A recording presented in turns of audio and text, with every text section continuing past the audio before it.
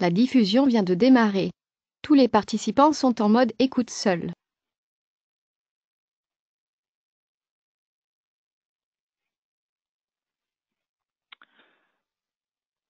Bonjour à toutes et à tous. Nous allons bientôt démarrer cette présentation de la partie métrée et surtout quantitatif dans Alplan. Les différentes manières de réaliser du métré sur des exemples d'architecture, mais aussi un petit peu de coffrage pour que ça réponde un petit peu aux attentes de tous les utilisateurs Alplan. La présentation va s'orienter autour de, on va dire, 4-5 points. Le premier sera vraiment ici de définir les informations de la maquette, c'est-à-dire tout ce qui va tourner autour des attributs, où ils se trouvent, comment les définir, et voilà. Ensuite, on verra l'exploitation. On va déjà refaire un tour ensemble de ce qui existe par défaut dans Alplan, pour ensuite aller sur la personnalisation et la création des 3 grandes fonctions dans Alplan quand on parle d'extraction de quantité, à savoir la fonction annoter, la fonction de légende et la fonction de rapport. Et nous verrons par la suite comment réaliser l'ensemble de ces éléments. N'hésitez pas à poser des questions. Il y aura une partie questions-réponses à la fin de la présentation, mais vous pouvez en poser au fur et à mesure et je m'arrêterai si on a le temps pour y répondre au fur et à mesure. Est-ce que quelqu'un peut me confirmer, s'il vous plaît, que vous m'entendez correctement avant de commencer à réaliser tout cela? Si le son est OK, c'est super, merci. Donc, comme je vous le disais, on va s'intéresser ici à l'extraction des quantités de cette maquette. Ici, on a une maquette, on a un niveau d'un bâtiment de logement collectif, tout ce qu'il y a de plus classique. Quand on parle de métré, il va falloir renseigner un certain nombre d'informations dans nos objets. Par exemple, ici, je prends un objet quelconque qui a été dessiné. Pour avoir accès à l'ensemble de ces informations, on peut simplement, à l'aide du clic droit, aller dans Modifier les attributs. Directement, Alplan va nous exposer l'ensemble des informations, j'appellerais ça information ou attribut de manière totalement équivalente entre les deux termes.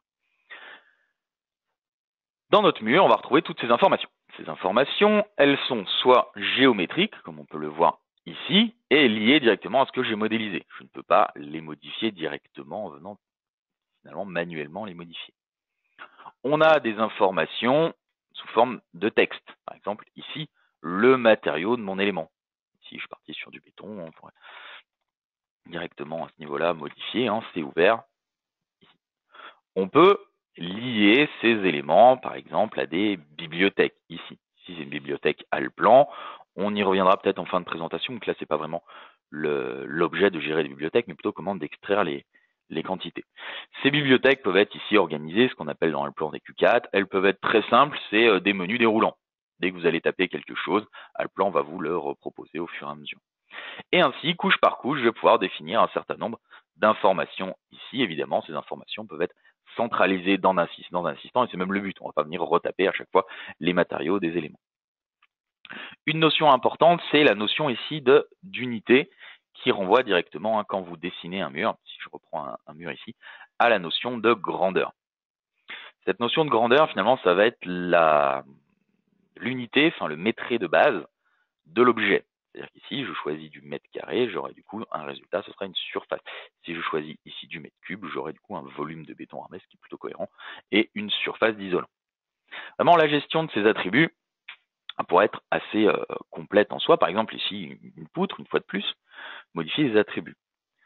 Si vous voulez en ajouter d'autres, directement, vous avez ici assigné un nouvel attribut, tout simplement. Si on va à l'intérieur, on va retrouver la liste de tous les attributs Alplan. Ils sont organisés assez logiquement. Quand j'ajoute des attributs, je ne peux pas ajouter des attributs géométriques. Eux, ils sont directement liés à ce que j'ai modélisé. Par contre, je pourrais ajouter des attributs de désignation, de code, de fonctions, par exemple, des matériaux supplémentaires, mettre ici des notions de numérotation qui sont importantes plutôt pour la partie bureau d'études, plan d'exécution, et un certain nombre de choses, et notamment, si on parle de BIM, il y a aussi toute une logique de classification IFC qu'on peut avoir à ce niveau-là, avec, par exemple, ici, hop, les différents types et autres, les noms, etc., des types d'utilisation, etc., le type omniclass, etc., des éléments. Fort de tout ça, si je veux ajouter un attribut qui n'existe pas, j'ai une rubrique ici utilisateur, c'est-à-dire que vous allez pouvoir créer un attribut, ce qu'on appelle un attribut personnalisé, qui va s'enregistrer soit dans le projet, soit dans le bureau, ça c'est défini dans les propriétés du projet au départ. Et si je viens ici sur nouvel attribut, je vais pouvoir créer un attribut quelconque. D'une manière générale, ici, je vais par exemple faire un exemple, si je veux ajouter une notion de prix dans mes objets, c'est simplement un exemple ici. Je peux ensuite choisir, ce n'est pas forcément le bon terme, c'est je dois choisir le format de mon attribut. Est-ce que c'est un texte? Est-ce que c'est un nombre? Est-ce que c'est un décimal? Si on va partir sur un nombre décimal, le type de saisie, vous êtes habitué à Allplan généralement aux listes déroulantes, c'est-à-dire pareil, vous tapez une fois une information, Allplan vous la repropose au fur et à mesure. Il s'en souvient, il fait des listes qui vous repropose. Vous pouvez directement mettre un champ libre, c'est-à-dire qu'ici vous mettez ce que vous voulez, il faut le ressaisir à chaque fois à ce niveau-là. Et la troisième chose, c'est une liste déroulante où ici les valeurs seront imposées directement ici parce que vous allez pouvoir mettre à ce niveau-là, vous donner toutes les valeurs possibles et vous ne pourrez pas en déroger. Plutôt pratique, dans certains cas, quand on parlera rapport, vous verrez pourquoi. Mais nous, dans notre cas, on va faire quelque chose d'assez simple, liste déroulante, tout ce qu'il y a de plus classique. Ici, je suis parti sur une notion de prix, donc je vais choisir l'unité qui va bien.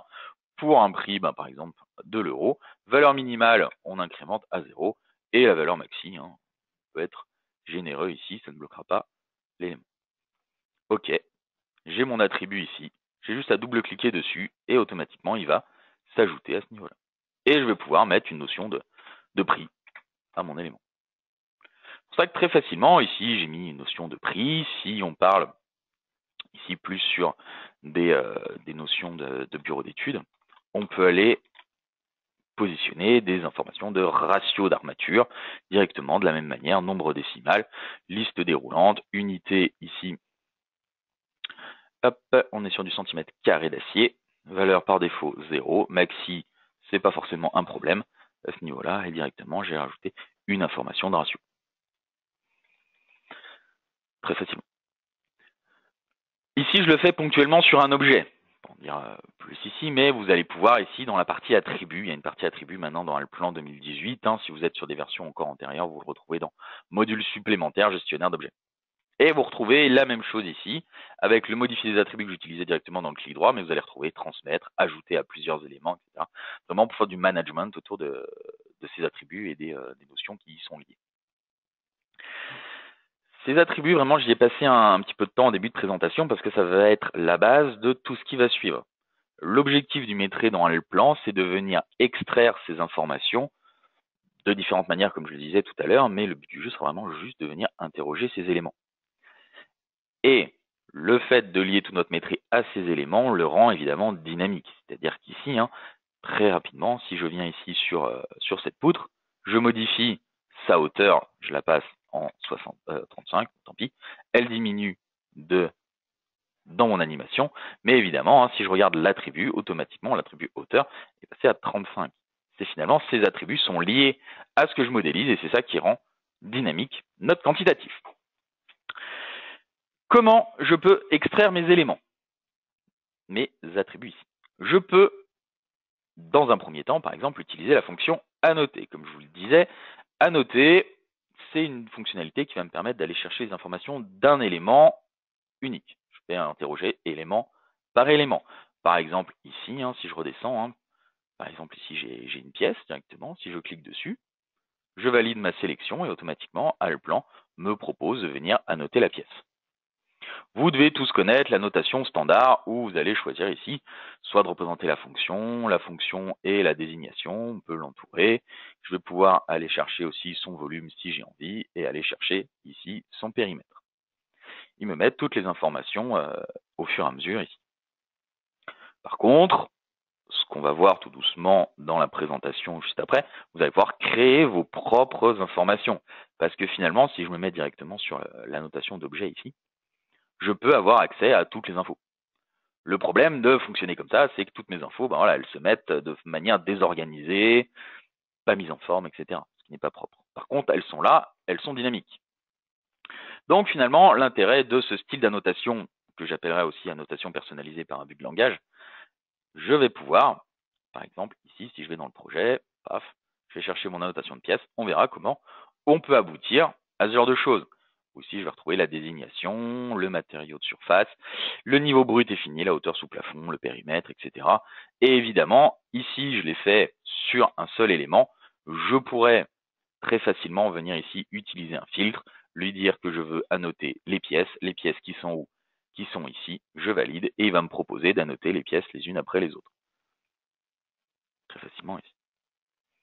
La deuxième possibilité d'extraction de données, ça va être la notion de légende qu'on va retrouver ici. Sinon, toutes ces fonctionnalités, je reviens à l'ancienne interface d'Alplan 2017 et antérieure, se trouvent dans la partie architecture. Liste point d'interrogation. Légende et liste sont finalement la même chose. Je retourne sur légende. Vous allez voir la différence entre ce qui est la légende et le rapport. Finalement, les listes étaient un hybride qui existait entre les deux dans les versions antérieures d'Alplan. Ça a explosé entre deux types d'objets, les légendes d'un côté et les rapports de l'autre. On va voir la différence juste maintenant. C'est-à-dire qu'ici, par exemple, par défaut, il en existe un certain nombre avec, par exemple, ici, on va avoir notre rubrique par défaut, architecture, et par exemple, on va retrouver ici la représentation des murs. OK. Directement, Alplan me génère ici un tableau où il va me donner les différents matériaux. Il me l'a classé les murs, c'est-à-dire qu'il est venu extraire seulement les informations que je voulais, donc ici les murs, et il me donne la représentation et le matériau de mes différents éléments. Le gros plus, c'est que par exemple ici, si je redessine un mur, hop, je dessine juste rapidement un mur quelconque, je veux dire qui fait 20. Matériaux, je vais lui mettre ici qu'on est sur de la maçonnerie. Tant pis, j'ai raté une lettre. Ok, c'est du mètre carré, très bien. Et je mets ici une représentation. Je vais mettre juste un pochage bleu par exemple. Ok. Directement, dès que je vais rajouter un mur en maçonnerie, Alplan va le détecter et me le donner. C'est-à-dire qu'une légende est dynamique. Elle est directement liée aux éléments qui sont posés sur mon calque. Et dès que je vais rajouter quelque chose, la légende va se régénérer directement et venir me proposer ici une nouvelle légende, un nouveau mur, mon mur qui vient d'apparaître à ce niveau-là ici. Donc finalement, cette légende très pratique, on va pouvoir créer des légendes sur les pièces. Vous utilisez sûrement aussi par défaut une légende. Ici on remarque dès que je supprime mon élément, ça me remet en place ma représentation. Vous devez sûrement connaître et utiliser les légendes de surface habitable ici, c'est-à-dire directement, bon là j'en ai un certain nombre, mais Alplan va me donner le détail des différentes pièces et surfaces de pièces que j'ai définies dans mon projet. Ces pièces, on en reparlera plus en détail, notamment sur le principe des pièces et groupes de pièces ou groupes d'étages, ça dépend comment vous pouvez appeler ça, si vous êtes plutôt sur du logement collectif ou du logement individuel. Et voilà. Tous ces éléments sont des légendes, donc se génèrent automatiquement et sont liés à ma modélisation. Positionné sur mon calque Alplan et mis en page dans Alplan. Le rapport, lui, quant à lui, que je vais avoir ici, me permet de finalement d'externaliser le quantitatif. Je ne vais pas rester dans Alplan, je vais en sortir. C'est-à-dire qu'ici, il y a un certain nombre de choses. De la même manière, je vais pouvoir choisir ce que je veux. Des rapports ici, Alplan BCM pour Building Cost Management, où finalement, je vais simplement venir extraire. Je ne vais pas sélectionner tout mon bâtiment. Ici, une partie.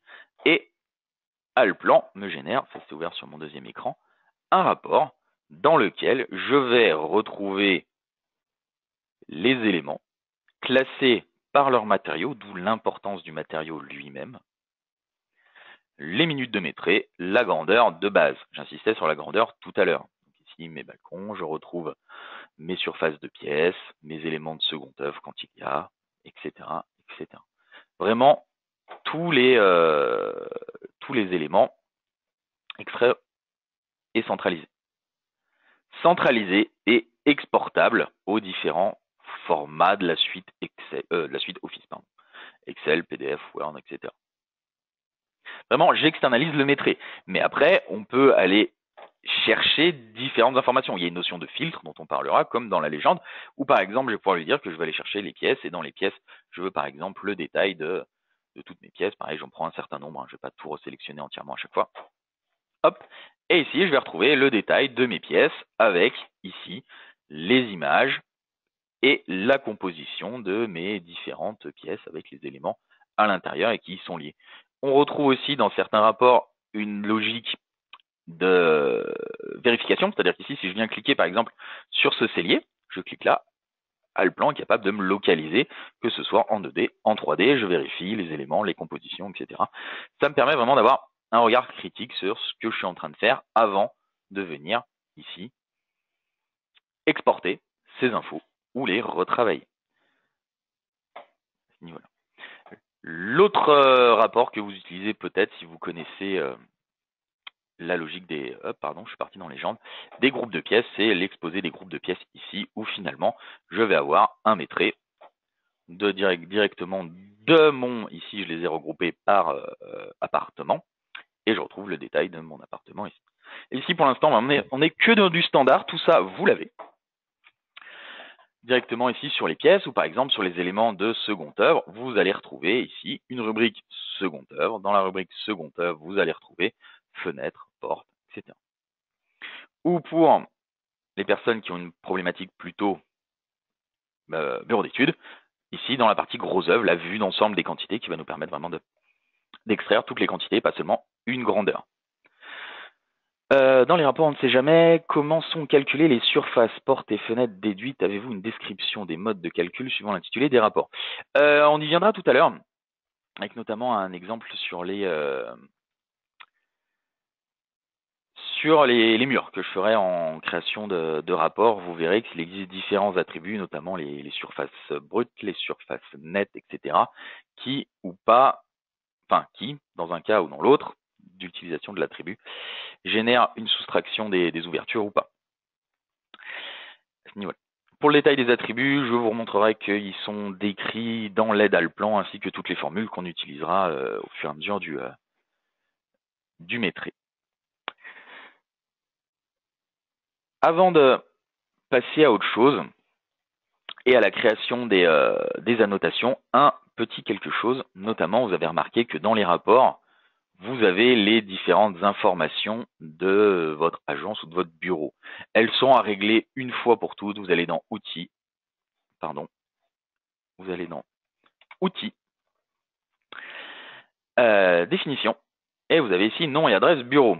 Et ici, vous allez pouvoir taper les différentes informations, l'adresse, numéro de téléphone, etc., jusqu'à arriver à votre logo, et toutes ces informations viendront directement ici. Ça me sera l'occasion de vous montrer le rapport gros œuvre vue d'ensemble des quantités. Ouvrir, je prends mes éléments là, et directement toutes ces infos sont venues renseigner le logo ici et créer des paramètres.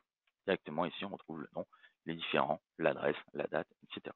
Tous ces paramètres vraiment vont venir enrichir votre rapport. Il faut les régler une fois, bien qu'ils sont accessibles une fois le rapport généré. Faites-le une fois, ça vous évitera de le refaire. Tac, tac, à ce niveau-là.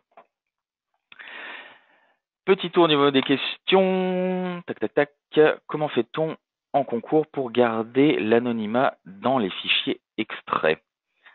Je comprends pas forcément le sens de la question, mais une fois exporté, finalement, les informations dans le rapport sont celles que vous avez voulu montrer. À aucun moment, les attributs que vous avez mis, etc., sont exportés ici. Si vous exportez un IFC, c'est un problème différent. Le nom du bureau apparaît-il? Le nom du bureau peut apparaître si vous le souhaitez. C'est ce qu'on va voir ici, c'est vraiment le sens de ma présentation. C'est que vous allez pouvoir définir les attributs que vous voulez et les extraire seulement ceux que vous voulez, de différentes manières. C'est à vous de définir finalement comment vous voulez organiser un certain nombre de choses. Si vous voulez masquer le nom du bureau, vous l'enlevez. Vous ne mettez rien et on ne le connaît pas. Vous pouvez même vous amuser à antidater, etc. C'est pas le but du jeu, mais vraiment tout reste ouvert à ce niveau-là. Je suis un peu pris par le temps. Du coup, on va quand même attaquer la partie sur la création des annotations, étant donné qu'on va avoir pas mal de choses à se dire. Dans Alplan 2018, vous allez pouvoir aller dans la tâche objet utilisateur, que ce soit le rôle architecture ou ingénierie. Pour le moment, peu d'importance entre les deux. Pour créer une annotation, je vais lancer ici la rubrique style d'annotation. Dans mon style d'annotation, je vais avoir plusieurs possibilités d'éléments à faire. Soit j'utilise un attribut, soit une formule ici. On va voir la différence entre les deux et l'intérêt des formules. Attribut va me permettre de venir extraire une donnée. Pouvez-vous répéter, pardon, je me suis arrêté en plein milieu. Pouvez-vous répéter comment faire une sélection pour avoir un groupe de pièces? Oui, ce sera juste après. Pour le moment, c'était juste la présentation de ce qui existait, la gestion des pièces du second œuvre, de la notation, tout ça, on y vient juste après. Ici, on s'intéresse à créer une annotation pour le moment. Donc, si je vais chercher un attribut, je vais retrouver une hiérarchisation des différents éléments, architecture générale, matériaux, etc. Le premier attribut qui va m'intéresser, ici vous verrez pourquoi, c'est un attribut général, c'est l'attribut texte court, dont je me suis servi pour faire vraiment la numérotation de mon élément. Je valide ici. Ici, j'ai récupéré un élément, je me mets au centième pour avoir quelque chose, ici vous verrez dans la gestion des échelles. C'est un texte. Comment je sais que c'est un texte? À partir de son format. Les formats, il en existe un certain nombre. C'est-à-dire, ici, je vous ai préparé des petites illustrations pour vous expliquer un certain nombre de choses. Et notamment les attributs ici. Les formats des attributs, il en existe 3 que vous utiliserez principalement. À savoir, pour les textes, le format A et ensuite le nombre de caractères. Ce n'est pas des formats qui appartiennent à Alplan, c'est des formats informatiques, tout ce qui est de plus classique. Donc finalement, ici, si je veux un certain nombre de caractères, ici par exemple, je vais dire que j'en veux 5, ça suffira largement, je mets simplement A5. Il me génère un petit rectangle. Cet attribut aura une longueur finalement variable. Il ne fera pas toujours 5 caractères, parfois 2, parfois moins, etc. Donc finalement, le point d'accroche va avoir son importance. Si je le mets en bas à gauche, j'écris de gauche à droite, tout ce qui est de plus classique. Si je le mets au centre, je vais avoir un élément qui va toujours rester axé. Si je le mets à droite, je vais écrire finalement en arabe de droite à gauche. Dans mon cas, je vais me mettre comme ceci. Vous verrez pourquoi. Avant de le poser, dernière chose à régler, la taille. Étant donné que je me suis mis au centième, le 2,5 que vous allez taper là, c'est du millimètre imprimé comme on le connaît. Et je reviendrai sur cette case d'ajustement juste après. J'ai posé mon premier attribut. Et je vais répéter l'opération, je vais pouvoir en poser autant que je veux. Le deuxième qui va m'intéresser ici, ça va être un attribut que vous utiliserez souvent et dont je vais vous parler maintenant, c'est les attributs BI et BS, à savoir respectivement la rase inf et la rase sub des éléments. Ici, dans ma poule, je vais aller chercher la rase inférieure. Je retrouve un certain nombre de choses dont je vous ai déjà parlé, le point d'insertion, la hauteur de texte, le format qui a changé, c'est-à-dire qu'ici, si on s'intéresse au format des nombres décimaux, qu'est-ce que ça veut dire? F pour les nombres décimaux, c'est comme ça. 6, c'est le nombre de caractères au total, virgule incluse, attention, c'est toujours la petite subtilité des éléments. Et le point 2, c'est le nombre de chiffres après la virgule. Donc finalement, si je mets un F6.2, je traite la plage de données entre 0 et plus ou moins 999,99. Ce qui me laisse pas mal de marge ici.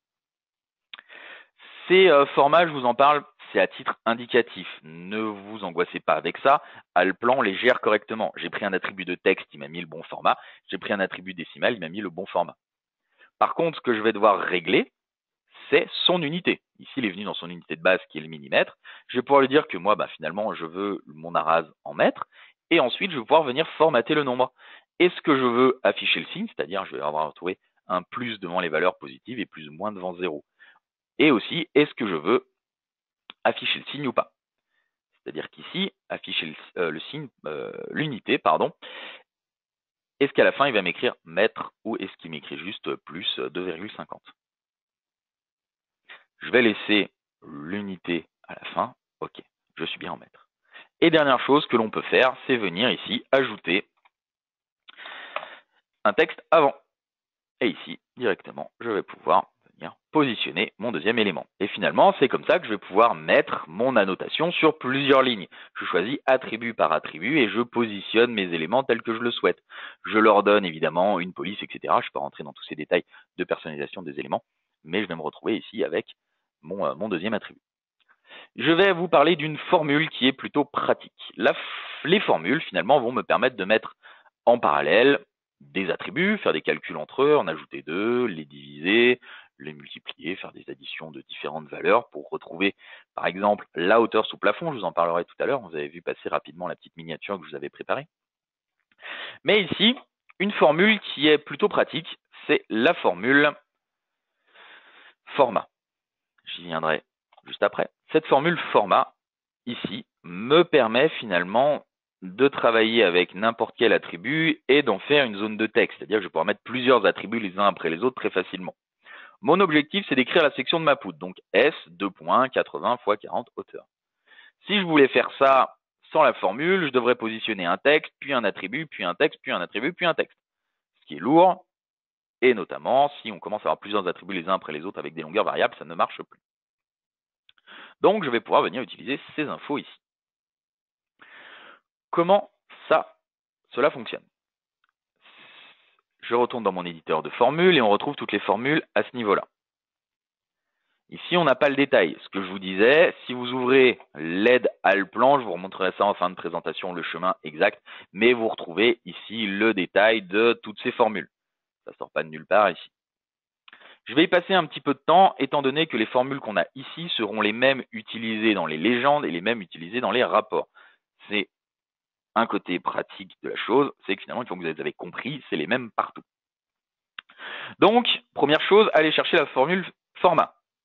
Deuxième chose, quand j'utilise format, je vais venir taper ici ce que je veux en résultat, à l'exception des attributs que je vais remplacer par un critère de remplacement de la forme suivante. Pourcentage, point, nombre de chiffres significatifs et F pour dire que c'est un attribut qui sera un nombre décimal. Et ensuite, dans une liste que je mettrai à la suite, point virgule, l'attribut à mettre à la place ici, j'ai mis un petit code couleur pour que vous compreniez comment ça va marcher. Les attributs, si j'en ai deux, si j'en avais 25, ce serait la même chose. 25 point virgule et 25 attributs à mettre à la place. Je retourne à ce niveau-là. Oui, ça va un petit peu vite parce qu'on a beaucoup de choses à voir, vous inquiétez pas, ce sera filmé et mis en ligne dès demain. Donc vous pourrez faire des captures d'écran et des pauses sur les éléments. Je continue. Ici, donc moi ce que je vous laisse, c'est je commence toujours par des guillemets quand je mets du texte. S, 2 points. Je mets mon critère de remplacement, pourcentage, point 0. Hop, je vais essayer de le taper correctement. Je mets un multiplié et derrière, je vais pouvoir venir mettre ici un élément. Voilà. Et ensuite, je vais pouvoir positionner mes différents attributs. Ici, qu'est-ce que je veux? Moi, je veux la largeur, typiquement. Hop, dans architecture quantité, la largeur. OK. Je la multiplie par 100 parce que l'unité de base de mon attribut largeur, c'est le mètre. C'est comme ça. Et je continue, je remets ici mon point virgule, je viens chercher mon deuxième attribut qui est ici hauteur. Je multiplie par 100 de la même manière. C'est des formules, tout ce qu'il y a de plus classique. Vous retrouvez exactement la même dans Excel. Ça peut paraître peut-être parfois usine à gaz, mais c'est simplement de l'extraction sous forme de formule. L'éditeur est tout ce qu'il y a de plus classique. Si vous avez déjà programmé dans Excel, vous retrouvez exactement les mêmes fonctions. Honnêtement, la seule différence, c'est que je vais appeler ici des attributs. Deux petites choses, tant qu'on y est. La petite définition des attributs. À l'oral, on fait beaucoup d'abus de langage. On parle d'épaisseur de dalle. C'est en soi faux. Normalement, c'est une hauteur de dalle. C'est une dimension qui est suivant Z, donc c'est une hauteur. C'est comme ça. Allplan, lui, fait pas d'abus de langage. C'est un logiciel, il est bête et méchant. Donc tout ce qui est suivant Z, c'est hauteur. Tout ce qui est suivant X, c'est des longueurs. C'est-à-dire quand on parle d'une largeur d'une ouverture, c'est faux, c'est pareil. C'est sa longueur. La largeur, ça va être 0,2, c'est l'épaisseur du mur. Donc attention à ces petites choses. C'est pour ça que je vous ai bien remis ici, avec les couleurs Allplan, la définition des attributs qui vous permettra de ne pas vous tromper entre largeur, hauteur, surface, surface, etc. Ça, c'est un petit peu différent. Je valide. Et directement, il ne me met pas d'erreur, donc tout va bien. Je vais pouvoir ici lui mettre le nombre de caractères, une quinzaine, vu que mon résultat est un texte. Peut-être une quinzaine, ça va faire juste. Je vais mettre 20. Ici, je positionne mon élément, hop, directement. Il me demande un critère de remplacement, formule définie. Et ici, je me retrouve avec mes éléments. Je vais pouvoir habiller comme je veux cette annotation. Si par exemple j'ai envie de lui mettre un cadre, je vais lui mettre ici un cadre, juste pour vous montrer que finalement je fais ce que je veux. Voilà. Vous pouvez l'habiller avec toutes les fonctionnalités des modules généraux. Une fois que vous avez votre annotation qui est faite, ici, elle est juste pour une échelle au centième. Pourquoi je suis obligé de gérer les échelles? Parce que finalement, ici, j'ai une interligne qu'Allplan ne sera pas gérée et j'ai de la 2D qu'Allplan ne sera pas gérée non plus. Par contre, moi, je sais faire. Donc finalement, je peux définir à hauteur fixe. C'est l'intérêt de cette petite case ajustée ici. Parce que finalement, si je change d'échelle, Allplan est capable de gérer la hauteur des textes. Par contre, il ne va pas être capable de me redessiner le cadre en 2D, les pochages, etc. ici. Donc finalement, c'est pour ça que je coche cette case.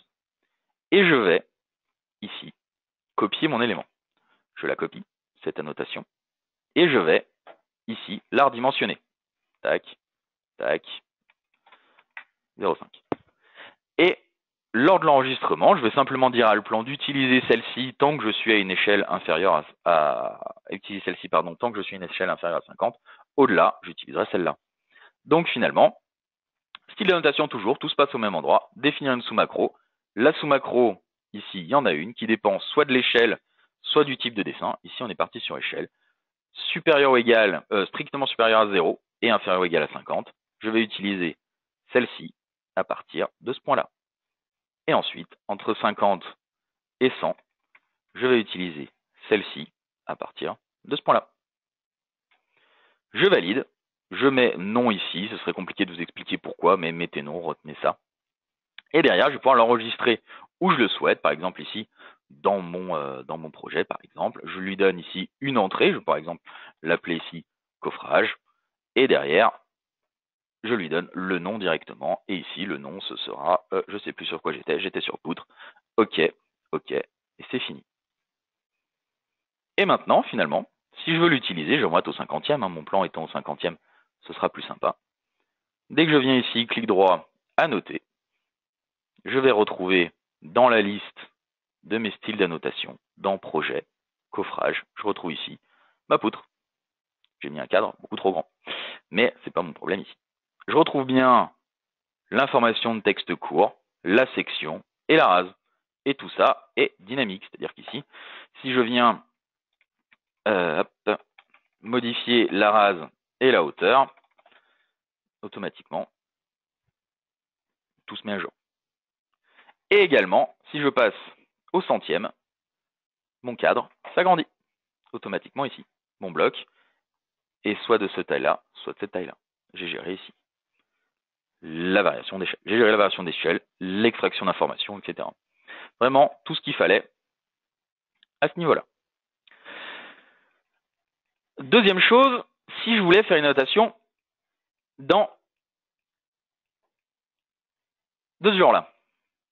Petite chose pratique, je vais vous expliquer surtout les formules, plus que la refaire, maintenant que vous avez vu comment ça marchait. Mais quand vous lancez style d'annotation, vous pouvez venir récupérer des annotations existantes. Et notamment, quand vous allez faire lire ici, vous avez dans la rubrique par défaut annotation des pièces un certain nombre de choses. Et ici, généralement c'est celle-ci que je remodifie. OK, et vous retrouvez finalement, quand vous allez le faire, l'information de base. Ça peut paraître un peu rude parce que généralement c'est soit en anglais, soit en allemand. Généralement c'est plus souvent en anglais. à ce niveau-là. Mais directement, si vous voulez la modifier, vous avez juste à double-cliquer sur une cellule. Ici, vous retrouvez les différentes informations. Vous pouvez très facilement modifier ici les éléments, vous retrouvez l'air, etc. Info, vous retrouvez la formule ici. Par exemple, ici, directement en dessous, ici j'ai mon niveau fini, je vous parlerai de ces éléments. Donc mon niveau fini, par exemple, je vais pouvoir lui ajouter ici un texte après fini, ok, directement. Vous pouvez reprendre tous ces éléments directement ici. Tac, je vais pouvoir mettre ici brut. Vous pouvez modifier l'existant à ce niveau-là. Les annotations sont généralement, la plupart par défaut, le résultat est en français. Par contre, quand elles ont été créées, je sais plus ce que je suis en train de modifier. Ici, c'est ma hauteur sous plafond, pardon. Elles ont été créées avec une syntaxe soit en anglais, soit en allemand. Du coup, il faut simplement, ici, si vous voulez le reprendre, modifier les préfixes. Mais sinon, directement, dès que vous cliquez à l'intérieur, les attributs sont bien en français, etc. Il n'y a pas de souci particulier à ce niveau-là. Il ne me resterait plus que finalement ici à venir réenregistrer cette annotation. Si je la réenregistre, vous retrouvez celle que j'ai posée ici tout à l'heure. L'idée, c'était de vous montrer que tout ce qui a été fait une fois, vous pouvez le reprendre, y compris ce que vous avez fait. Vous allez sur lire, vous récupérez votre annotation, vous la refaites. Ce n'est pas un souci à ce niveau-là. On va quitter les annotations. Je vais déborder niveau temps, rien qu'à voir où j'en suis maintenant. Mais l'essentiel, c'est de vous en apprendre le plus possible à ce niveau-là. On va reparler des pièces. Pour parler des pièces, je me mets dans mon rôle architecture, je vais dans revêtement. Et je vais ici refaire un petit point sur déjà le second œuvre. Le second œuvre, ici, j'ouvre la définition de ma pièce. Quand je définis ma pièce, je définis plusieurs choses. On peut effectivement faire disparaître des lignes de la notation suivant le type d'échelle fait. Ici, j'ai mis 2 fois la même, mais il suffit d'en mettre 2 différentes. Très utilisé dans les pièces, mettre plus d'informations quand je vais dans le détail de la notation. C'est-à-dire qu'ici, au 50e, je mettrai jusqu'à le revêtement, niveau fini, brut, etc. Et dès que vous passez au 100e, vous ne vous retrouvez plus qu'avec la fonction, par exemple, et la surface. Ça, c'est des choses qui sont entièrement possibles à créer et à enregistrer 2 fois, comme je l'ai fait avec ici mes sous-macros à ce niveau-là. Peut-on faire un complexe de sol multiple dans une pièce et que le rapport compte la chape comme le carrelage? Chez nous, ça fonctionne mal, donc on est obligé de mettre que le carrelage. Faudrait regarder dans le détail, mais évidemment, et ça tombe bien, dans mon cas ici, j'ai mis une chape, un parquet, la peinture, le plafond. Comment tout cela fonctionne? Je définis au départ une pièce. Si je mets ça là. Ma pièce, c'est le volume que vous voyez ici en gris. Quand je vais positionner des couches ici de revêtement, elles vont se dessiner toujours telles que construites. C'est-à-dire que ma couche 1, quand je parle de sol, c'est ma chape, ici en bleu.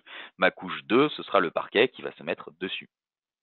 Et au plafond, ce sera l'inverse. Ma première couche, c'est celle qui se met ici. Ma deuxième, c'est celle qui va se mettre le plus proche finalement de la hauteur libre. Donc finalement, quand je veux calculer ma hauteur sous plafond ici, directement, c'est la différence entre la hauteur totale de ma pièce brute à brute, à laquelle je vais venir retrancher l'épaisseur de mes couches supérieures. Ça s'écrit de cette manière-là. Et je vais retrancher également la hauteur de mes couches inférieures qui s'écrivent comme ceci. C'est comme ça. C'est pareil, c'est des fonctions qui, ici, pour le coup, sont plus propres à Allplan, étant donné que leur fonction second œuvre est propre à Allplan.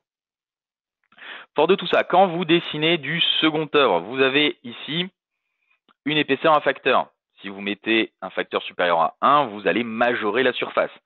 Si vous mettez une surface inférieure, vous allez minorer la surface.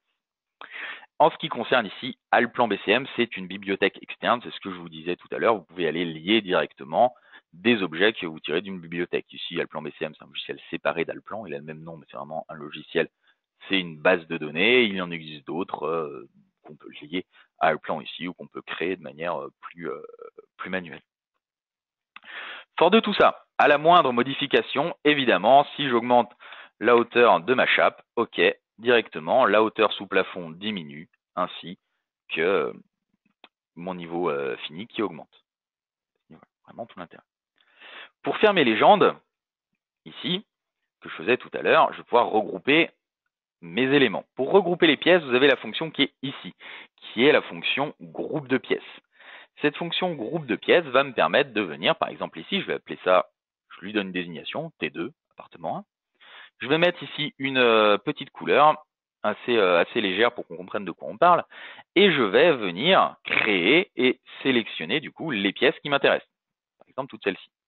Je valide ma sélection avec un clic droit et automatiquement, Alplan vient de me regrouper ces pièces sous l'appellation T2, appartement 1, et ici j'ai la notation du groupe de pièces qui me donne bien ici la surface. Une fois regroupé, quand je vais soit faire une légende ici, pièce surface habitable, automatiquement maintenant T2 appartement 1, toutes ces pièces sont centralisées et je retrouve la valeur ici. Et si je fais un rapport, le rapport que je vous ai montré tout à l'heure ici, mes éléments, ici, hop, surface, hop, c'était pas celui-là, c'était pièce tout court, pardon, exposé groupe de pièces directement. Il m'a bien regroupé les éléments. Je retrouve ici mon annotation, le petit pochage que j'ai mis et le détail des valeurs et la surface ici. Vraiment assez simple. Si vous voulez évidemment supprimer un groupe de pièces, ici c'est la même fonction. Vous utilisez dissocier. Si vous voulez ajouter une pièce, vous pouvez mettre ici ajouter. Si vous voulez enlever une pièce, ça se passe ici. Donc vraiment ce groupe de pièces sera important parce qu'il va générer derrière un certain nombre de choses ici. Ce que je voulais vous dire après, c'était la gestion des macros et comment enrichir mon quantitatif. C'est-à-dire qu'ici, si je prends, ici, je fais un rapport sur les pièces tout simple. Si je prends cette chambre, directement je clique dessus et Alplan est capable de me reconnaître les macros. C'est-à-dire qu'ici, il sait que j'ai un commutateur, que j'ai un spot, etc. Donc finalement, vous allez pouvoir insérer dans les éléments des objets 2D sous forme de macros et récupérer ces informations dans une légende, comme on le verra juste après dans un autre exercice. Et vous retrouverez également ces éléments dans le rapport, comme on peut le voir là. Comment ça marche? Si vous avez déjà créé des macros, ça marche aussi avec des smart parts, évidemment, à ce niveau-là. C'est assez simple. Je vais venir dessiner un commutateur. Donc, je prends ici le cercle. Je fais un petit bout de cercle ici, 0, 1, tac, je le dessine, je prends une ligne, hop, hop, je fais un petit retour comme ceci, et ici ce sera mon commutateur simple. J'ai pris un exemple en électricité, il y en aurait plein d'autres avec de l'ameublement, des sanitaires et autres. Pour enregistrer une macro, ça se passe toujours dans Objet utilisateur, et ici, si j'ouvre l'entrée, vous avez macro, tout simplement. On lui donne l'endroit où les enregistrer. Donc moi, je vais les mettre dans ici, webinaire maîtrisé, électricité, je vais les enregistrer ici. OK, enregistrer. Je lui donne un nom, donc ici, c'est mon commutateur 1P. Et je vais ici chaîner cette macro à, je peux le faire à ma couverture pour les éléments de charpente, je peux le faire à une pièce, et je peux le faire soit directement à la base, donc que au sol, ou que au plafond. Ici, je vais le lier à ma pièce directement. Qu'est-ce que je vais enregistrer à ce niveau-là? Hop, définir une sous-macro. Je veux définir ça. Point d'insertion ici. OK. Et finalement, maintenant, j'ai mon objet. Cet objet que je viens de créer, il est beaucoup trop grand, mais c'est pas grave. Je vais le mettre avec un angle. Je le positionne. Je le tourne ici. Et maintenant, si je relance ici mon élément, catalogue de pièces, je clique ici et je me retrouve avec mon commutateur. Je l'ai appelé pareil, c'est dommage, mais ici je le retrouve à ce niveau-là, il s'appelle commutateur de P. Pourquoi faire une macro plutôt qu'un groupe d'éléments? Je suis tenté de dire les goûts et les couleurs. Je préfère les macros parce que ça fait un objet unique, ce qui pourrait être le cas avec j'ai mangé le nom, les groupes d'éléments. Mais ce qui peut être intéressant avec les macros, c'est aussi qu'on peut dissocier la représentation 3D de la représentation 2D. Ici, je suis que sur de la 2D, donc c'est pas forcément le bon exemple. Et la gestion des attributs, je la trouve plus conviviale et plus pratique avec les macros. C'est entre guillemets personnel. Il n'y a pas, si vous préférez utiliser groupe d'éléments, utilisez les groupes d'éléments. Vous pourrez aboutir grosso modo à la même chose. Donc voilà, le petit aparté sur les macros qu'on peut lier aux objets de pièces ou groupes de pièces d'ailleurs. C'est-à-dire qu'ici, vous n'êtes pas obligé de tout dessiner pour les récupérer directement dans votre maîtrise. Des éléments 2D peuvent être maîtrisés dans les pièces. Ça, c'est plus pour ceux qui ont des problématiques de maîtrise d'œuvre avec des plans d'électricité, des plans d'installation, etc. On est complètement en retard sur le planning et ça va me permettre de faire la transition vers les légendes. Je ne sais pas pourquoi le retard me permet de faire une transition, mais ça va être le cas.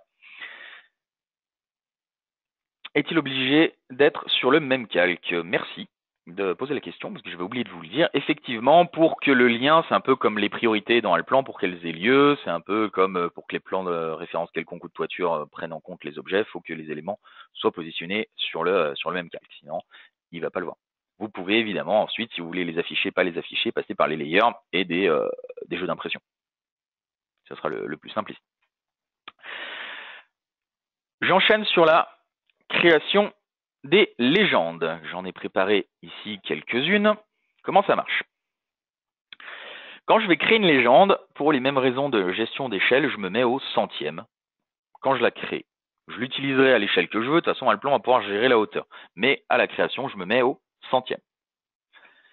Je suis toujours sur objet utilisateur ici. Et quand je vais créer une légende, ça va faire appel à deux choses. Ça va faire appel aux cellules et à la définition de légende. Pourquoi deux fonctions? Parce que avec ces fonctionnalités de légende, on peut faire beaucoup de choses. Là où tout à l'heure, c'était seulement une notation, avec légende, je vais pouvoir faire soit des tableaux dynamiques comme on va voir ici, soit des cartouches dynamiques. Je pourrais également faire ce qu'on appelle les visualisations de surface, je vous en toucherai un mot tout à l'heure. Pour créer une légende, on va recommencer comme tout à l'heure. Je clique sur définir une cellule, je retrouve attribut formule graphique, donc finalement que des choses qu'on a eu l'habitude de voir. Si je vais sur attribut ici, je vais pouvoir aller chercher, si je veux quantifier des éléments, l'attribut quantité. Et vous retrouvez ici le format I3, le dernier qu'on n'avait pas vu, c'est un format très classique en informatique. C'est celui qui explique pourquoi je vais toujours de 0 à 999 et que j'ai jamais le 1000. Tout simplement parce que c'est 3 chiffres dans les entiers naturels. Donc de 0 à 999 si je mets I3. Je positionne mon élément ici, je vais chercher ensuite mes différents éléments. Ici, ce qui m'intéresse, c'était désignation. Désignation, je vais mettre du A20, ça fait un peu trop, c'est pas bien grave. A15 ici, je positionne mon élément. La largeur, vous commencez à être habitué, du coup, je vais aller assez vite ici. La largeur, c'est ici, on parle des fenêtres, donc je vais chercher l'attribut ici, longueur. Je prends mon attribut longueur, je me positionne ici au milieu. Je vais chercher mon attribut directement hauteur. OK, le milieu, et on va aller assez vite ici. Ici, intéressant. Je vais chercher les fenêtres et les portes. Donc, finalement, je vais renseigner la hauteur d'allège que si l'objet est une fenêtre. C'est un peu l'objectif de la formule que vous avez vue tout à l'heure. Je vais aller dans formule et pour info, les formules conditionnelles, vous retrouvez la syntaxe ici. Je lance mon if, je mets une parenthèse et je retourne sur mon Word pour vous expliquer comment ça fonctionne. Avec des petites couleurs, parfois c'est plus pratique. Une formule conditionnelle, ça s'écrit toujours de la même manière, quel que soit le logiciel finalement. On incrémente toujours le départ par un if, avec une syntaxe qui peut varier. Ici, on a un tour de underscore. Et ensuite, entre parenthèses, je vais mettre là où les conditions. C'est-à-dire, à partir de quoi et de quand et pourquoi je veux tel résultat. Ici, ma condition, c'est que mon objet soit une fenêtre. Donc, ça s'écrit tout simplement nom de macro, c'est le nom de l'objet, et ici, elle s'appelle macro de fenêtre / smart part. Les deux, évidemment, sont gérables ici. Évidemment, on peut faire des copier-coller dans les éléments, ça m'évite de réécrire macro de fenêtre / smart part. Et qu'est-ce que je veux en résultat? La rase inférieure, qu'est-ce que c'est finalement? C'est quantité. C'est l'attribut qu'on a vu tout à l'heure, c'est BI. BI. Ici, BI est en millimètres, pareil, c'est quelque chose qui qui est comme ça dans Allplan, les attributs altimétriques sont en millimètres. Donc moi je veux le résultat en centimètres, je divise par 10, je valide, j'ai oublié une parenthèse, je regarde ça. Nom de macro est égal à macro de fenêtre SmartPart. Pourtant, ça a l'air bon. Hop, hop. Excusez-moi, ça m'arrange pas. Alors, hop, formule. Je vais récupérer directement la formule ici. Si elle ne marche pas, j'ai repiqué celle d'à côté. Hop. 112 arrobase.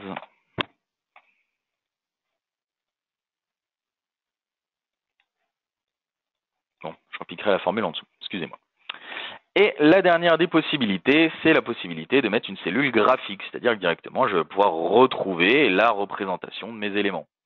Directement, je récupère ce graphique à partir de mon image et je vais directement la prendre en plan, où ici, je peux choisir les différentes isométries, etc. Je valide et je vais pouvoir positionner ici ma cellule graphique à ce niveau-là. Tac, tac. Et je regarde juste un petit coup la formule que je m'étais préparée en dessous. Pourtant, c'est exactement la même chose. Hop, OK. Et ici, je vais pouvoir repositionner ma cellule avec ma petite formule qui ira bien à ce niveau-là. OK. Hop. 15, ça fait un peu trop. Hop, j'ai passé bien assez de temps à définir tout ça. Le milieu. Et j'ai ici ma hauteur d'allège, à condition que quoi? À condition que ce soit une fenêtre. Fort de tout ça, je vais passer à l'enregistrement. Pour être sûr, finalement, que tout se passe bien dans la définition, étant donné que je suis un petit peu vite dans l'exemple, je vais repartir de ce que j'avais préparé ici. Quand je définis une légende, on a une nouvelle notion qu'on retrouvera dans les rapports, c'est la notion de sélection ou de filtre. C'est-à-dire que cette légende ne va pas venir chercher tous les objets, pas qu'elle ne puisse pas, mais parce que ce n'est pas ce que je veux. Je vais venir chercher seulement les objets qui m'intéressent, c'est-à-dire ici, sélection, objet égal quoi? Les macros. Et pas toutes les macros, je veux seulement les macros de fenêtre ou SmartPart de fenêtre, ou, je pense bien à passer par le ou, le ALGR6 d'ailleurs, objet, et le deuxième c'est macro de porte, l'un ou l'autre. Et je ne vais chercher que ces objets. Et ensuite, je vais définir un en-tête. L'en-tête, c'est ce qui ne bougera pas dans ma légende, ce qui ne va ne se générer qu'une seule fois. Un clic droit pour activer la sélection multiple. Et dans mon en-tête, j'ai besoin de ça, de tout ça aussi d'ailleurs, de cette ligne, de cette ligne. C'est de l'information de texte, elle ne bougera pas, ce sera toujours la même. Je valide. Dans la rubrique ligne, pareil, clic droit pour activer la sélection multiple, je vais venir chercher tout ce qui est graphique. Donc finalement tout ce qui va bouger. Je valide, je positionne. Pourquoi je repositionne un cran en dessous, et pourquoi j'avais prévu cette petite flèche, c'est que ma légende est itérative, les lignes vont se répéter. Allplan doit connaître l'interligne ou se répéter. Et enfin, le total, ici, je n'ai pas de calcul de total, mais j'ai au moins cette ligne à la fin qui va venir clôturer mon tableau. Je valide et j'enregistre en utilisant fixer ici. Je vais l'enregistrer à ce niveau-là. Ici, je vais l'appeler tac, fen/port. OK, OK. Je l'ai enregistré dans la même base. Si je viens l'essayer, je me remets ici, à ce niveau-là. Je relance ma légende que l'on vient de créer, que j'ai enregistrée dans le bureau, webinaire, fenêtre et porte. Et ici, j'ai bien le tableau, la quantité, la désignation, la hauteur et les différents éléments ici. Pareil, mes fenêtres, j'ai bien une hauteur d'allège, vu que c'est mes portes-fenêtres, ici. Exactement à ce niveau-là. Annotation 3D, annotation d'animation. On ne peut pas directement poser un texte ou quoi que ce soit en 3D à proprement parler. Il existe des modules qui sont vendus par des partenaires en Suisse qui peuvent faire ça, mais pour le coup, je pourrais, si vous le souhaitez, Vous pouvez demander à votre agence commerciale, elle vous donnera les informations pour contacter ce partenaire qui peut vous présenter ce genre de choses. Deuxième chose, dans les légendes. Les légendes avec sous-liste. Je m'explique. Ici, j'aimerais bien avoir le nombre d'équipements par pièce. Donc, je vais avoir un tri qui va venir chercher mes pièces et ensuite ce qu'il y a à l'intérieur. À ce niveau-là. On peut bien évidemment positionner l'élévation quand on définit la zone graphique. Bien ici, quand vous dessinez, pardon, je vais le faire avec une autre cellule. Quand vous donnez votre cellule graphique, si vous voulez l'élévation, vous prenez ici, pas une vue en plan, mais la vue de face. Si vous voulez une isométrie, vous prenez ici. Et ensuite, vous allez pouvoir texturer votre rendu ici ou prendre compte des transparences. Si on parle de vitrage ou autre, on peut vraiment venir gérer tout ce qu'on veut ici, des élévations, etc. On peut même, dans certains cas, venir lui demander de rajouter une information, comme par exemple le bord sup ou les cotations à géométrie fixe. Après, il faut se méfier. Il donne ce qui est standard. Il n'y aura pas toujours sur tous les détails. Je continue mon nouvel enregistrement ici et ce coup-ci, il va se passer en deux temps. C'est-à-dire que la première partie, ça va être d'enregistrer la sous-liste. Donc, qu'est-ce que je veux? Je veux, dans ma sous-liste, garder que les macros. Ici, à ce niveau-là. Je garde que les macros. En tête, il y a cette petite ligne qui est là. Ligne, tout ce qui est ici. À ce niveau-là, qui se respecte ici. En total, la ligne qui est ici. À ce niveau-là. Je vais fixer cette sous-liste directement à ce niveau-là. Tac. Je la fixe, je l'enregistre. Sous-liste 2, enregistrer. OK. Et je vais ensuite enregistrer la liste principale. C'est-à-dire qu'ici, dans ma sélection, dans ma liste principale, je voulais garder toutes mes pièces. Hop, toutes mes pièces ici. Enregistrer dans mon critère de sélection. L'en-tête, toujours, ce qui se répète qu'une seule fois dans mon tableau. Ligne, ce qui se répète et qui est itératif. Donc ici, ma fonction qui va se répéter jusqu'à ce niveau-là. En total, toujours ici, une seule ligne, je n'ai pas de calcul particulier. Mais contrairement à tout à l'heure, quand vous avez fenêtre et porte, ici, je vais venir insérer la sous-liste que l'on a générée ensemble juste avant. OK. Lors de l'enregistrement, je repositionne la sous-liste à son endroit et je vais enregistrer la liste globale. À ce niveau-là. Je valide. Si je passe pour la tester, je reviens à mon élément de départ. Et pour info, on n'aura pas le temps d'entrer dans le détail, mais si je souhaite la modifier, vous avez évidemment la possibilité de reprendre tout ce qu'on vient de faire ici sans tout réenregistrer évidemment. Ici, je reviens dans le global, je retrouve mes deux tableaux, la possibilité de les modifier. Heureusement à ce niveau-là. Avant de partir, quand on fait des modifications, pensez bien à enregistrer ici. Fort de tout ça, je vais pouvoir générer la légende que l'on a fait ensemble ici, globale, à ce niveau-là, et je retrouve le détail classé par fonction de toutes les macros, ouverture, et ici on retrouve ce qu'on avait fait en termes d'électricité dans nos légendes. Avant de passer au rapport, vous avez peut-être remarqué que lorsque j'utilise une légende, elle peut être associative ou pas. L'intérêt de l'associativité, c'est qu'à toute modification, ça remet ma légende à jour. L'inconvénient, entre guillemets, c'est que j'ai vraiment ici toutes les informations de mon calque. Si j'enlève l'associativité, je retrouve un critère de sélection, semblable au rapport. Et ici, je peux venir, par exemple, sélectionner que ce qui m'intéresse de mon appartement ici. Attention quand même, lorsque vous l'utilisez en non associative, vous ne vous retrouvez pas avec un bloc dynamique, mais avec des textes modifiables, des lignes, etc. Vraiment, beaucoup de possibilités à ce niveau-là, avec les listes avec sous-listes. Ici, un exemple sur les pièces. On pourrait faire pareil avec les murs et les compositions des murs ou ce genre de choses. Petite aparté par la visualisation des surfaces. On n'aura pas le temps de rentrer dans les détails, mais c'est une utilisation assez particulière des légendes et qui est plutôt pratique étant donné qu'elle va allier une représentation graphique et surfacique à l'information métrique du tableau.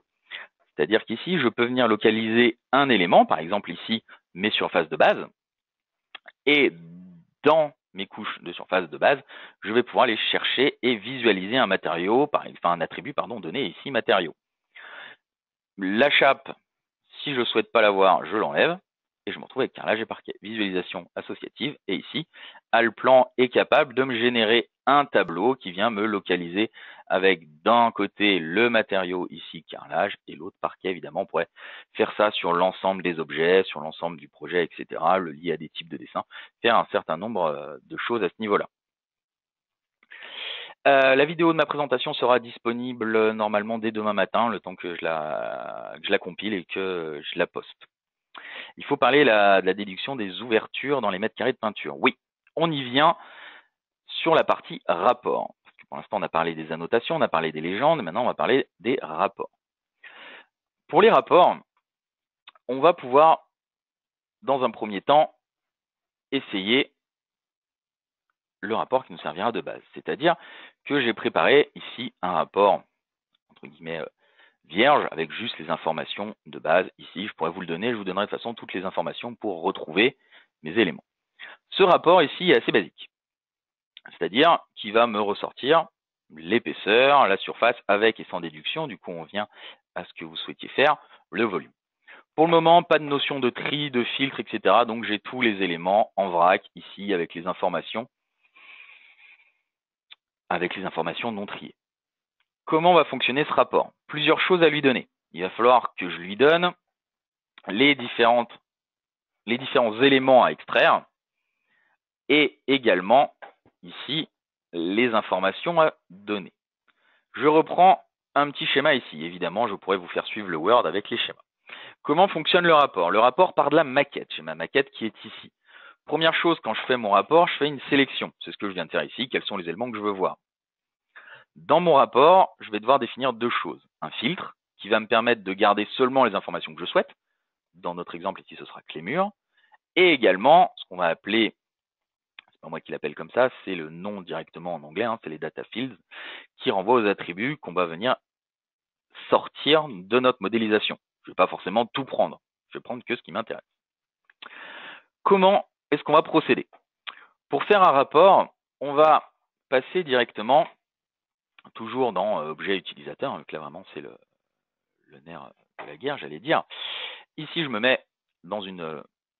on a modifié le rapport.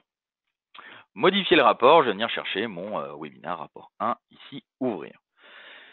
Ce sera finalement, je dirais, un petit peu moins convivial qu'Allplan, étant donné qu'on est dans une interface externe. On va même voir qu'on va pouvoir externaliser totalement ce calcul de rapport, parce que finalement, ça fait appel à des routines Windows plus qu'à des routines Allplan. Donc, on va pouvoir externaliser ça dans des vraies plateformes de programmation. Ici, mon rapport, on retrouve les différentes cases. C'est pour vulgariser un tableur. Ici, imaginons que je veuille rajouter une colonne avec le volume. Je viens à ce niveau-là, un clic droit, et je peux insérer une colonne après. Assez simple ici. Je peux venir taper du texte. Je me mets dans la case qui m'intéresse, et en valeur, ici, je vais pouvoir lui mettre ici la longueur. La longueur, je la veux en mètres linéaires. Je valide, et j'ai mon élément qui apparaît. Problème, comment est-ce que je vais venir ici lui dire que je veux extraire l'attribut longueur? Première chose, il faut que je lui donne l'instruction de venir extraire cette information. Donc, ici, dans les paramètres du rapport, vous avez la sélection. La sélection, c'est les attributs qu'Allplan va venir extraire de la maquette. Il y en a un certain nombre que j'avais déjà prévu, mais si vous voulez en insérer un, c'est tout simple, un clic droit et on insère un attribut. Ça s'appelle data field, mais il faut vraiment voir ça comme un attribut. Je lui donne un nom, ici longueur. Prenez l'habitude dans Allplan de toujours mettre une majuscule devant les attributs, c'est une syntaxe qu'il utilise lui, donc c'est quand même pas mal de la garder pour s'y retrouver. Et je vais venir choisir l'attribut qui m'intéresse en cliquant sur les trois petits points ici, qui me renvoie vers ce qu'on voit depuis tout à l'heure. C'est pour ça que je vous disais que je pris un peu de temps à vous expliquer les attributs au tout départ, vu que finalement c'est vraiment ce qu'on va retrouver à chaque fois. Et l'attribut qui m'intéresse, ici, il est toujours dans les quantités. Quand on fait du métri, on passe quasiment tout son temps ici. C'est l'attribut longueur. Et automatiquement, il me met le bon système de données, c'est-à-dire ici un élément j'ai mangé le nom, excusez-moi. C'est un nombre décimal, les doubles. Ça, c'était la première chose. Et la deuxième que je vous montrais dans mon petite illustration Word ici, c'est le filtre. Quelles sont les informations que je vais vouloir extraire ici et de quels objets? Le filtre, ça va être ça. Je vais lui dire ici dans mon filtre, 3 petits points, je ne veux garder que tel ou tel objet. C'est finalement la possibilité de venir lui dire qu'ici, je veux, ici, ce qui m'intéresse, moi, c'est les murs, les murs qui sont là. Je ne vais récupérer que les murs. Et je vais pouvoir, ici, fichier, enregistrer, et je vais l'appeler ici, hop, 3, enregistrer à ce niveau-là. Et, excusez-moi, avant de partir, j'ai complètement oublié ici de venir positionner la valeur longueur, qui est là maintenant, que je peux venir positionner. Je ferme, il me demande si je veux enregistrer, oui. Et du coup, si je viens régénérer mon rapport, ouvrir, j'en prends qu'un morceau donné. Ici, je me retrouve avec seulement les murs. J'ai bien ici la longueur, comme je le souhaitais juste avant. Pas mal de questions, donc je vais m'arrêter 2 petites secondes ici. Pour le rapport personnalisé, on n'a donc pas besoin de MS Visual Basic. Ah, ça me fait la transition, c'est parfait. C'est de plus en plus une usine à gaz et ingérable. Bon, ça c'est un point de vue, mais de toute façon, si on parle extraction de données, on parle de paramètres, d'éléments, etc. C'est comme un fichier Excel. En soi, si vous voulez rester dans ce qui est par défaut, il y a tout qui fonctionne, c'était le point de départ de ma présentation. Si vous voulez aller plus loin dans la personnalisation, le paramétrage, etc., ça fait appel à des notions de programmation et ça, on n'y échappera pas. Point final ici. Et on en arrive effectivement à Visual Developer et comment j'ai géré cette avec déduction et sans déduction. Ici, il existe plusieurs attributs qu'on va voir dans justement Visual Basic. Pourquoi externaliser tout ça? Parce que finalement, Allplan n'est pas une interface de programmation et le rapport, ça permet de générer des fichiers directement ici. Ça fait appel ici à Microsoft Visual Basic. Pourquoi? Parce que ici, si je reprends mon rapport 3, je l'ouvre à l'intérieur. Déjà, l'interface est dédiée à la modélisation. Donc, on retrouve ici mes groupes, on va retrouver un certain nombre de choses. Je retrouve ici tous les paramètres que j'ai donnés et j'ai ici directement la possibilité de paramétrer tout mon tableau. C'est un Excel amélioré, étant donné qu'il va me permettre plus de choses. Je retrouve ce que j'ai créé ici. Je vais retrouver un certain nombre de choses. Pour gérer les surfaces de pièces supérieures à 1,80 m, j'ai pas prévu de parler de ça vu que ça va peut-être faire appel à des notions un peu plus complexes. Je vous inviterai à vous rapprocher de votre agence, toujours pareil, et les formateurs en question pourront vous répondre sur place.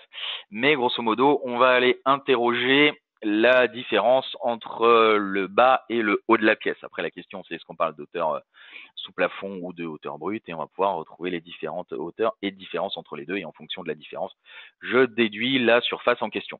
Ça, c'est le fonctionnement que vous avez manuellement, et on a le même dans Allplan. Je finis sur le paramétrage de ce rapport et on fera ces questions peut-être un peu plus détaillées tout à l'heure. Donc, pourquoi l'ouvrir dans Visual Developer? Parce que c'est une interface qui est dédiée à la création de rapports. Et ce que je vous disais, finalement, générer des rapports, c'est pas propre à Allplan, c'est Windows. Donc, on repart dans Windows, c'est son taf. Deuxième chose, pour ici extraire mes données, c'est fait. Elles sont dans un tableau, c'est fait. Par contre, il va falloir les organiser. C'est-à-dire qu'ici, tout est en vrac, tout est dans le détail. J'aimerais bien créer ce qu'on va appeler des groupes, c'est-à-dire regrouper mes murs ici par matériaux, et j'aimerais aussi les regrouper par couche, par épaisseur, par exemple. C'est une façon de faire. Donc, c'est ce qu'on va appeler les groupes. Je retourne à ce niveau-là, et je vais pouvoir ici créer un groupe. Pour créer un groupe, c'est assez simple. Vous avez juste ici à venir sur les éléments, un clic droit, et je vais insérer un groupe. Le groupe ici, j'aimerais bien, ce que je vous disais, grouper par matériau. Pour que finalement, le matériau, trie mes éléments et je vais l'appeler groupe mat. Ici. Et je veux regrouper mes informations sur quel champ, enfin sur quel field, ça va être sur matériaux. C'est-à-dire, dès qu'Allplan va voir un matériau différent, il génère le groupe. il me met le détail, il voit un nouveau matériau, il me met le détail. Ici, je vais simplement valider.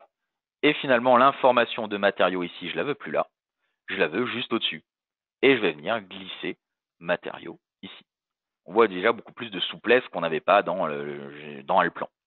Et ici, très facilement, hein, ce que je vous disais, on est dans Excel, hein, je sélectionne mes cellules, je fais fusionner, j'aurai qu'un seul élément ici.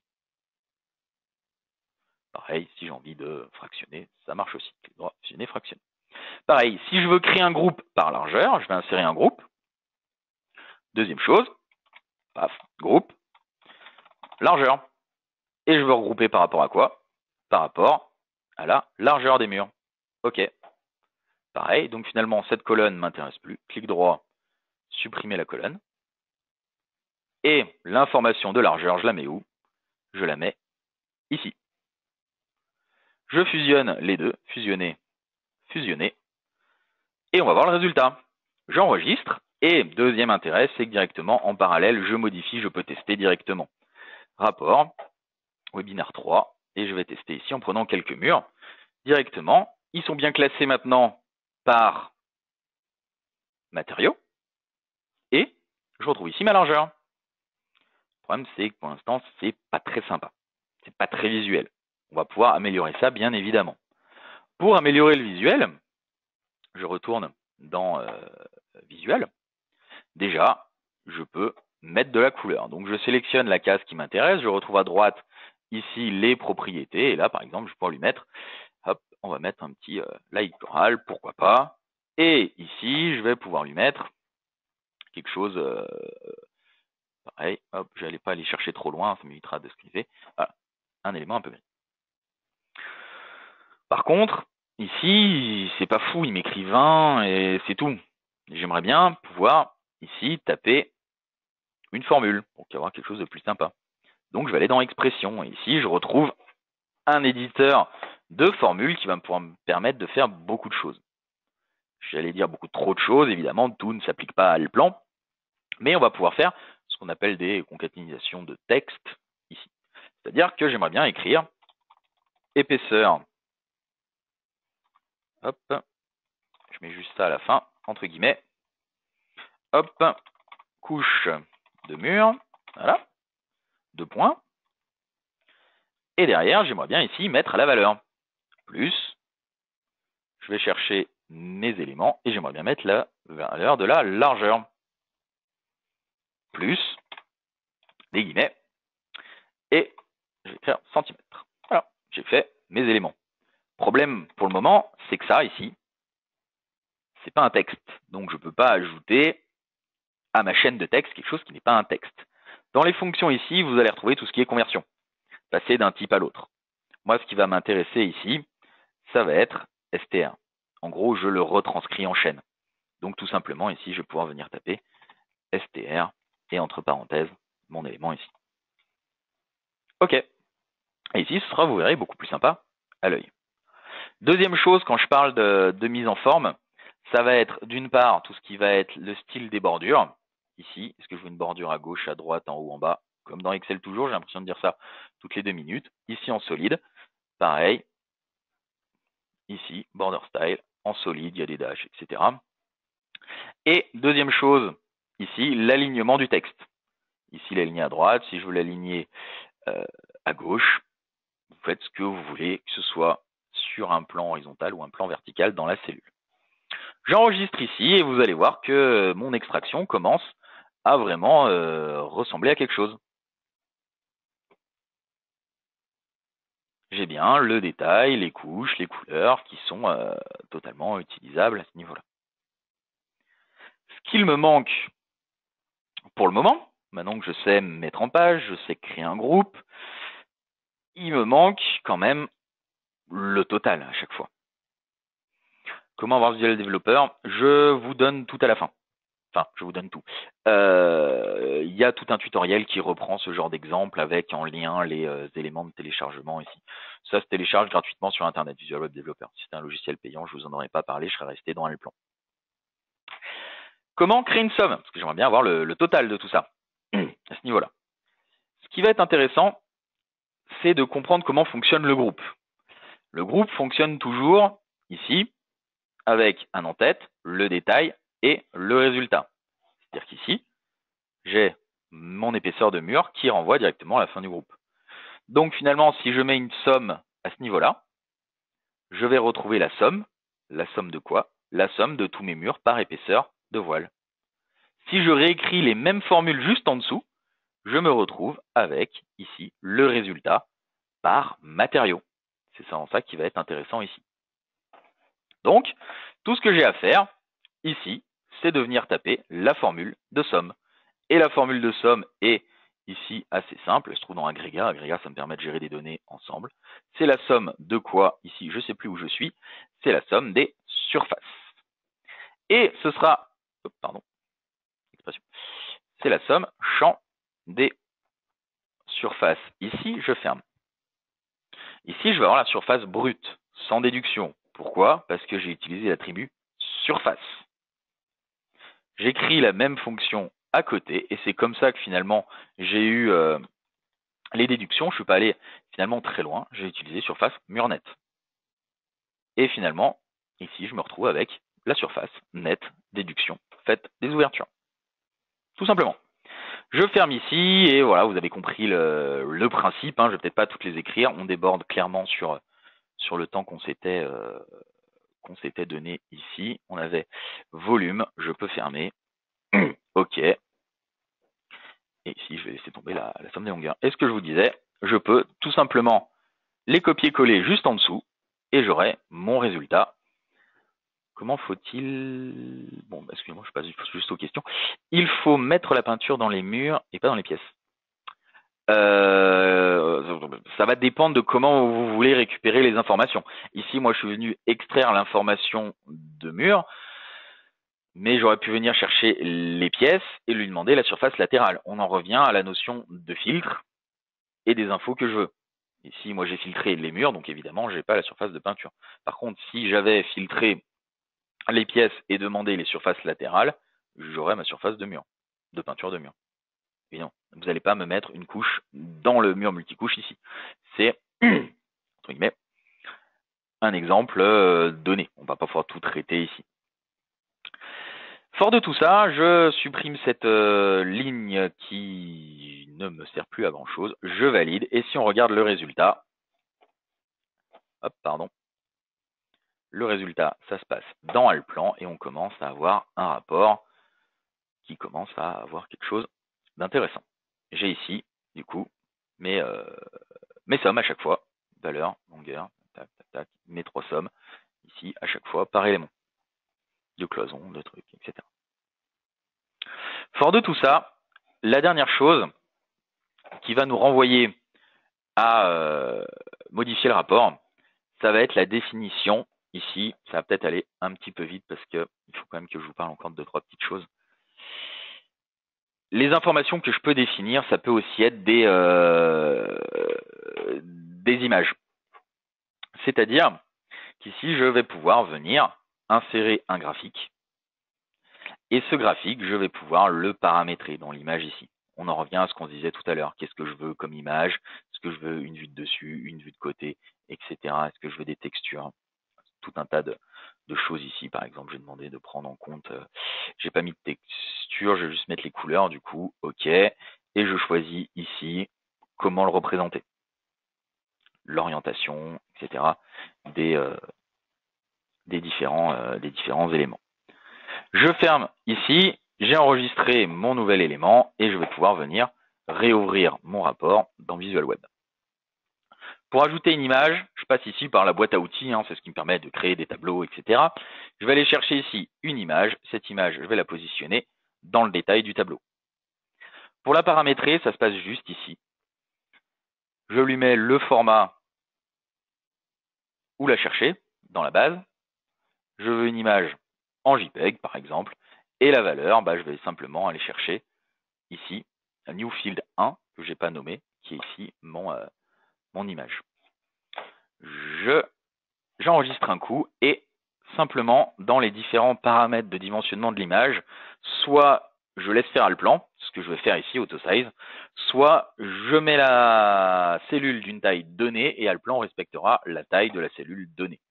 Et ici, finalement, dès que je vais lancer mon rapport, il va me donner aussi les images de mon élément texturé ici, à ce niveau-là. Les différentes pages ici. Mon enduit, mon isolant, etc. Vraiment, ça peut paraître un peu compliqué au départ, mais vous verrez que finalement, il n'y a que quelques notions à prendre en compte, que je vous remettrai directement dans le Word que j'ai en parallèle. Et ici, je vais tous les exports, Excel, Allplan, PDF, Word. C'est vraiment l'aboutissement. Si je vous refais, j'allais dire on refait le match, mais c'est pas ça l'idée, si on refait la démarche et le processus. Je pars d'une maquette, je sélectionne les objets qui m'intéressent. Dans ma sélection, j'ai le filtre qui me permet de garder que ce que je veux, ici, que mes murs, et qui me permet de récupérer les attributs. Ensuite, j'ai finalement Visual Web Developer qui va me permettre de trier et d'organiser ces données. Elles sont plus brutes, je peux les retravailler, je peux les calculer, je peux les mettre en parallèle. Par exemple, ici, tout à l'heure, je vous montrais comment mettre un attribut de prix. Je pourrais mettre le prix en face du mètre linéaire et j'aurai le prix directement mètre linéaire de mes éléments ou mes prix surfaciques des différents éléments ici. On parle juste après des paramètres, bien qu'on en ait déjà parlé, qui va me permettre de reprendre la gestion, la modification et l'affichage de mes données. Et l'objectif final quand même de tout ce maîtrise, c'est les exports et exporter ici. Vraiment l'objectif, je ne vais pas dire ultime, mais presque. Pour finir, on peut créer des paramètres d'affichage, un petit peu comme celui-ci, avec afficher ou pas le logo. Problème, c'est qu'ici, pour les créer, on prend encore plus de liberté et finalement, on va même jusqu'à court-circuiter Visual Web Developer qui nous permet de ne pas le faire. Donc finalement, directement, je peux ouvrir mon rapport en ligne. Là, ce sera plutôt pour les initiés, entre guillemets, qui vont avoir l'habitude de ce genre de choses. Je peux venir ici repiquer le paramètre qui était là, qui était l'affichage du logo. Je le prends, je le recolle ici. Finalement, c'est beaucoup de lignes pour pas grand-chose. C'est comme les visuels basiques. Finalement, j'ai juste à lui donner un nom. Ici, je vais lui mettre masquer détail. Et je mets la valeur d'incrémentation. C'est tout. Finalement, j'ai que ça à faire. Bon, ici, j'ai le détail. Vous pouvez ici masquer. Voilà. Ça paraît compliqué, mais ça l'est pas. Dans le tuto que je vous expliquerai où le trouver, soit sur notre site, soit directement sur le plan Connect, soit directement en agence, on vous enverra le lien ici. Si je relance Visual Web avec mon élément, maintenant, je vais pouvoir utiliser ce paramètre. Et je vais pouvoir l'utiliser pourquoi? Pour créer un affichage. C'est-à-dire qu'ici, je prends ma ligne où il y a le détail, et sur cette ligne où il y a le détail, j'ai une colonne visibilité ici. Et je peux définir une expression et simplement lui dire que je veux ici masquer la ligne à condition que le paramètre masquer détail soit égal à true. C'est formalisé en anglais une fois de plus. Ici, c'est pas. C'est dans la programmation, c'est souvent comme ça. Et finalement, maintenant, dès que je vais lancer mon rapport, je vais retrouver ce paramètre d'affichage qui me permet vraiment, entre guillemets, c'est le stade. Après, c'est vraiment pouvoir masquer facilement des éléments ici. Je retrouve ma ligne masquer le détail. Si je coche directement, je n'ai que vraiment la synthèse de mes éléments. Avec ici le total par épaisseur de couche, le total par hauteur, etc. Je termine juste un petit peu de mise en page pour vous montrer quand même qu'avec beaucoup d'explications données, j'ai quand même en une vingtaine de minutes sorti quelque chose de bien documenté. C'était pas la bonne couleur, mais c'est pas grave. Light Coral. Ici, directement, je remets ma couleur de gris. Comme ça, j'ai le détail. Ici, renommé. Je vais mettre ici, paf, et juste écrire total. Et ici, qu'est-ce que je peux écrire?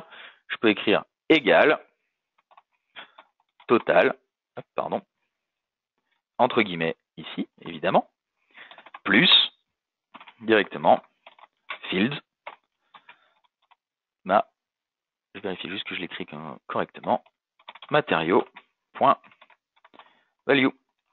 Et ici, qu'est-ce que je vais avoir en retour? Si je relance mon rapport,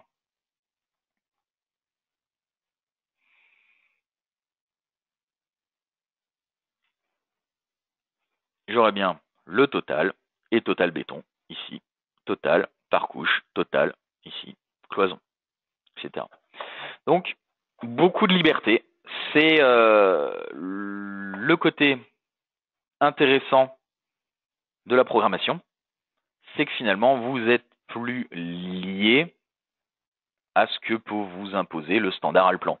C'est vous qui allez créer votre propre standard. Après, ça fait appel à des notions qui dépassent la modélisation. Enfin, c'est pas qui dépassent, mais c'est finalement des notions différentes d'appréhender la chose, mais qui sont tout aussi intéressantes en soi. Et bien sûr, j'aimerais que je réponde sans lire la question, excusez-moi. Au lieu de recréer totalement un rapport, est-il possible de modifier un qui correspond à notre méthode de travail ou qui s'en rapproche au plus? Oui, et c'est exactement ce que j'ai fait au début. Je suis reparti d'un rapport existant qui ne triait rien et qui organisait entre guillemets mal les choses. Je vous encourage pas à repartir de zéro. Généralement, ce que vous voudrez faire, c'est ce que j'ai fait au tout début. Je prends un élément, j'ajoute une colonne, j'ajoute une info et c'est tout. Et vous rajoutez une somme. La plupart du temps, ça s'arrêtera à ça. Là, je vous ai montré comment aller plus loin avec Visual Web Developer, mais vous pourrez rester vraiment que dans la première partie de la présentation des rapports, qui était j'en reprends un directement dans Allplan et je reste que dans Allplan, j'ajoute une colonne, un élément, la somme et c'est réglé.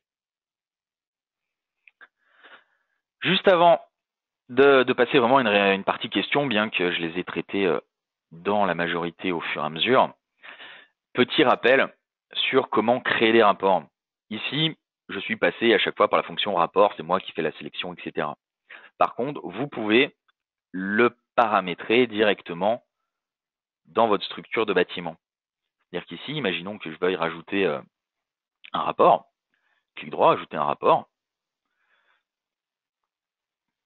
Hop, je vais le mettre à la fin.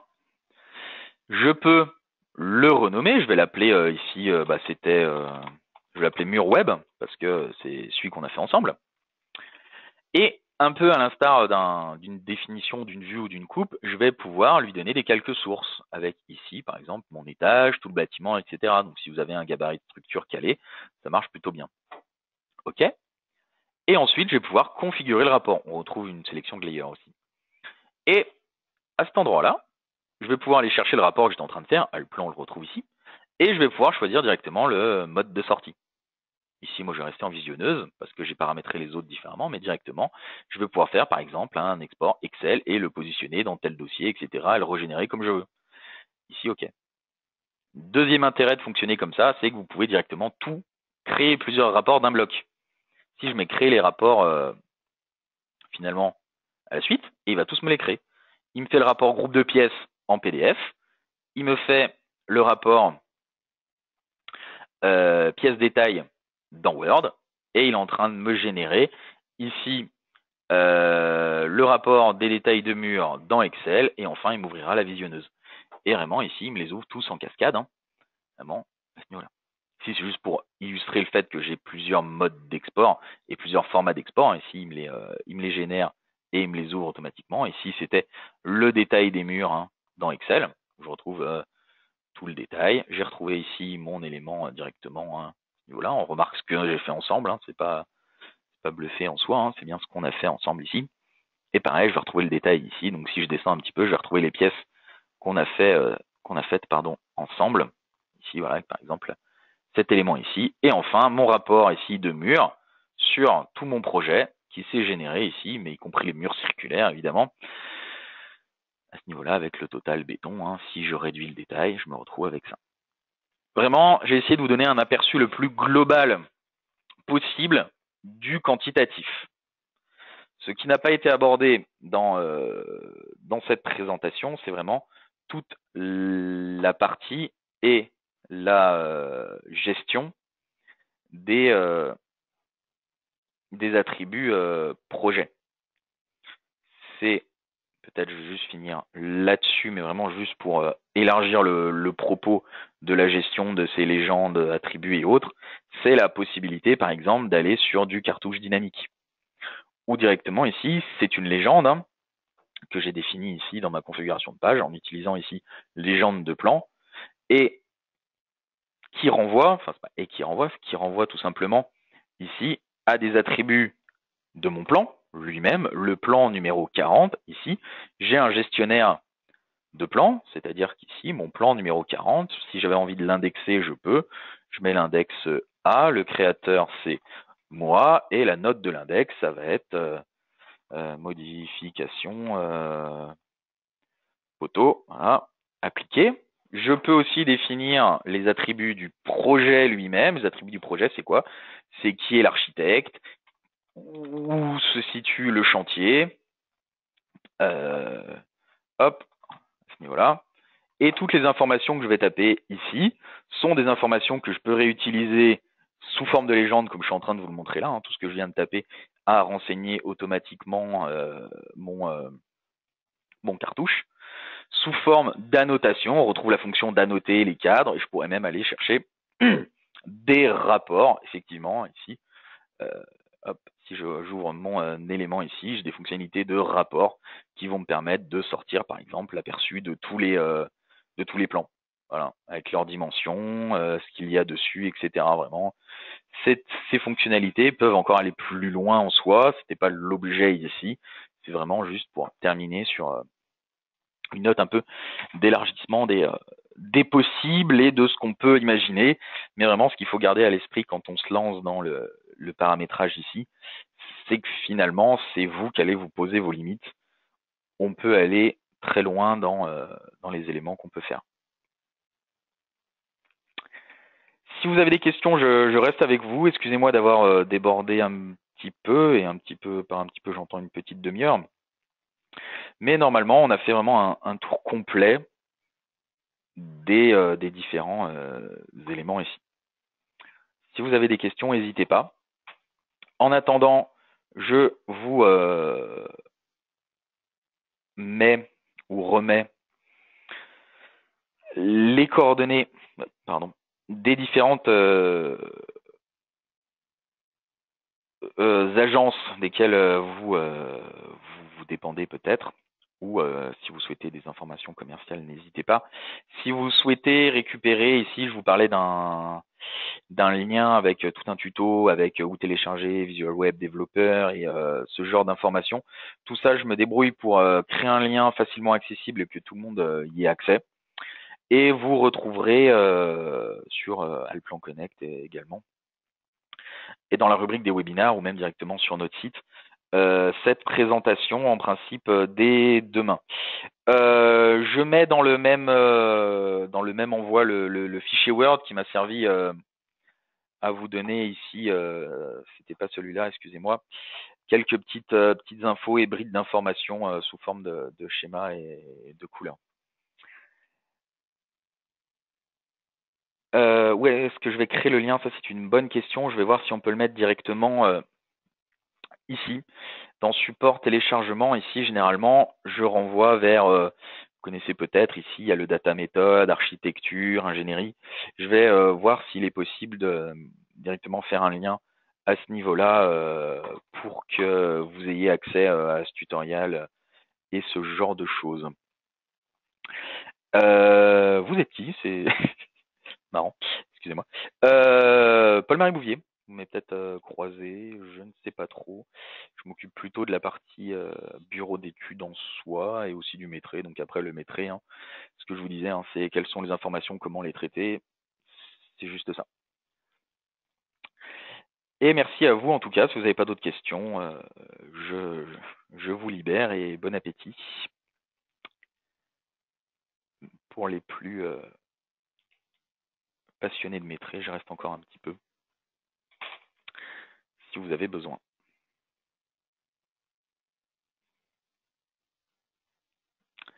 Je vais pas pouvoir vous donner mes coordonnées en direct, passez vraiment par les agences commerciales qui traiteront vos demandes et les éventuels besoins de formation pour faire du, euh,